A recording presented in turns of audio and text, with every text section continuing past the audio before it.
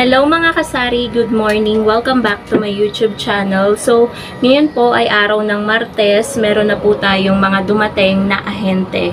So, i-haul ko po yan sa inyo lahat ng dadating ngayon. Pero, aantayin ko lang po yung ahente po natin ng mantika para sunod-sunod ko na pong i-haul sa inyo yung mga kukuhanin ko nga or nakuha ko na. Kasi meron na ako guys dumating dito yung mga Unilever products from Perasa na in-order ko po sa app ng Tindahan Club. Tapos dumating din po yung ahente ko ng kandila tsaka mga lighter. So, ang ingay ni Kasha. So, antayin na lang po natin mga kasari yung ahente po natin ng mantika. Parating na po yun kasi anong oras na din eh. 6 hours later. Hello sa inyo mga kasari. So, okay na.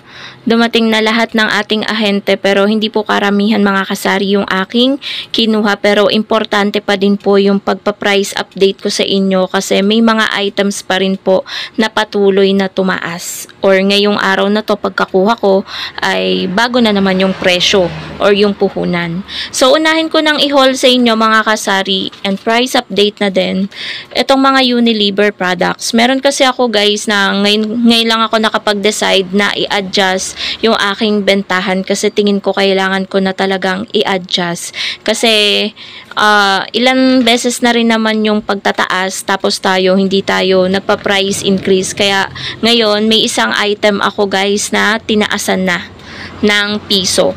So, dito tayo guys muna sa mga Unilever products kasi ayan, katatapos ko lang i-compute para ma-share ko talaga sa inyo kung magkano yung puhunan dito sa Tindahan Club kapag kayo din ay doon nag-order marahil or talagang iba ang presyo sa mga wholesaler, kay Pure Gold, ganyan, kung saan man kayo namimili.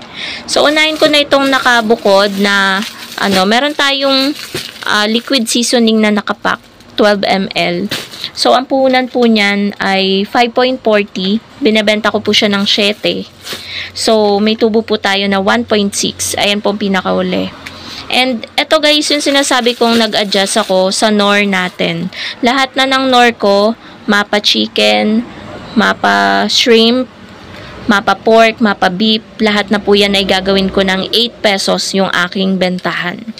So, wala nang bawian. 8 pesos na kasi ayan o, binura ko na guys yung 7. Kasi nakita ko guys, 1.13 na lang yung tubo ko. Sabi ko, talagang piso na lang talaga. Eh, halos lahat ng mga items ko guys dito, nasa piso mahigit na lang yung patong ko. Kaya talagang nag-price increase ako ngayon mga kasari. Kasi tingin ko, kailangan na talaga. 5.87 na yung puhunan ng Knorr. So, almost 6 pesos na talaga siya kung ira-round off mo. Kaya kung 6 pesos yung puhunan, piso lang talaga yung magiging tubo natin sakto kung hindi tayo mag-a-adjust. Meron lang guys papadaan na maingay na sasakyan.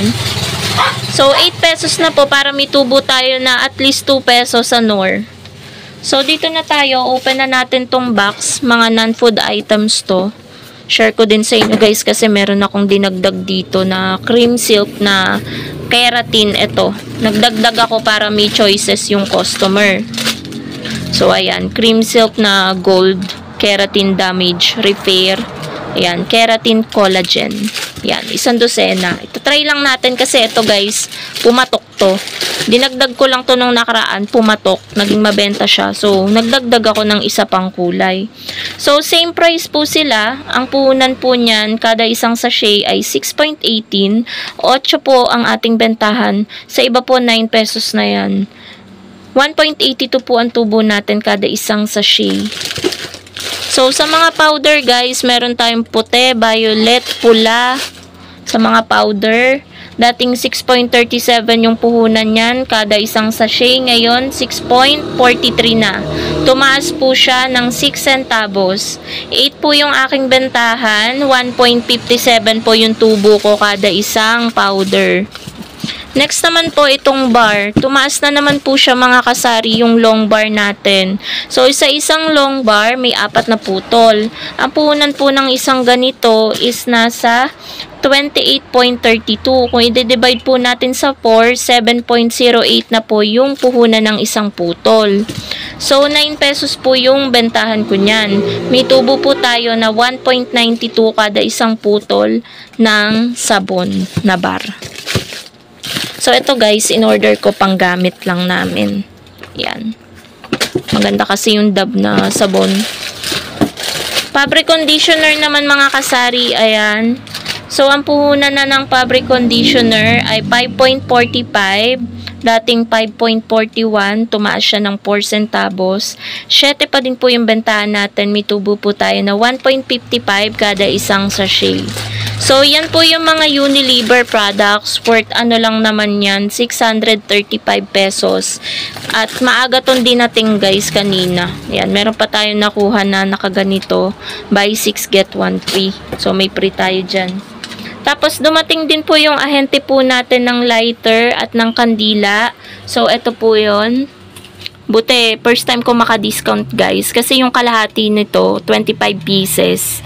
Meron kasi akong 6 na pinapalitan. Cricket yun. Sabi ko, palitan mo na lang nung may umiilaw. Itong sumisinde. Ayan. So, ayan yung kapalit. Tapos, ito yung binili ko. 225 kasi yung kalahati. Kasi sa isang box ng ganito, 50 siya. 25 lang yung kinuha ko. 225 dapat siya. So, 220 na lang daw. Naka-discount ako. Bali, ang pinapataka na po ng isang lighter is 9 pesos. Kaya po yung bentahan ko na ng lighter ay 12 pesos.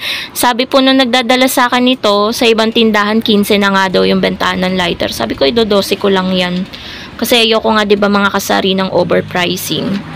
So, yung kandila naman, eto guys, yung kuha ko sa kandila, 8 ang isa. So, ang pinagbayaran ko dito, 160 kasi 20 pieces yata to. So, 8. Pang 10 naman, meron tayong 2 sa isang kandila. So, ang kinuha ko naman mga kasari sa ahente ng mantika ay sobrang konti lang, 3 item lang talaga. Pero dito talaga kayo mabibigla sa mantika dahil umaariba din sa pagtataas guys. Weekly sa ahente ko, from 300 pesos, naging 305, ngayon 312 na po. Ayan po, yung labo na mantika. Puno pa daw po yan, ayan. Pero hindi po siya puno. Bawas po yan eh. Pero puno yung nakalagay sa aking resibo. So, 312 pinapatakan na kada isang bottle, 26. Kaya nag-adjust din po ako dyan. Mag-a-adjust ako, 32 ko na ibebenta ang isang bote ng mantika. Kasi patuloy siyang tumataas. Baka next week, pagbalik nitong ahente ko, ano na siya? Baka mga 320 na. Kasi kada week, nag-iiba yung puhunan. Tapos, kumuha lang din ako mga kasari ng 5 klase ng gami. Yung mga mabebenta at paubos na. Kasi marami pa naman ako dyan, no, sa harap. Ayoko lang talaga na hindi mag-order kasi naranasan ko, 1 week ako hindi nag-order. Talagang ubos na ubos yung mga gami ko. Wala talagang naka-display dyan nung nakaraan nung hindi ako kumuha. Kaya kumuha pa rin ako mga kasari ngayon. So, 50 pesos per tab, 60 pieces yung laman. So, kada isang tab, may tubo tayo na 10 pesos. And last, mga kasari, kumuha po ako ng Copico Brown Twin Pack. Dahil naubusan po tayo ng Copico Brown. Ang kuha ko po dito is, nasaan na ba yung resibo? 125. Alam ko guys, 125 ang kuha ko dito. So, meron tayong tubo na 25 pesos sa isang tie. Kasi bentahan po natin ay 15 pesos. So, ayan po yung itsura ng mga nakasabit dyan. Wala na talagang Copico Brown. So, yan lang po mga kasari, yung updated na presyo niyan sa mga ahente ko. Thank you so much for watching and happy selling po sa inyong lahat. Bye guys!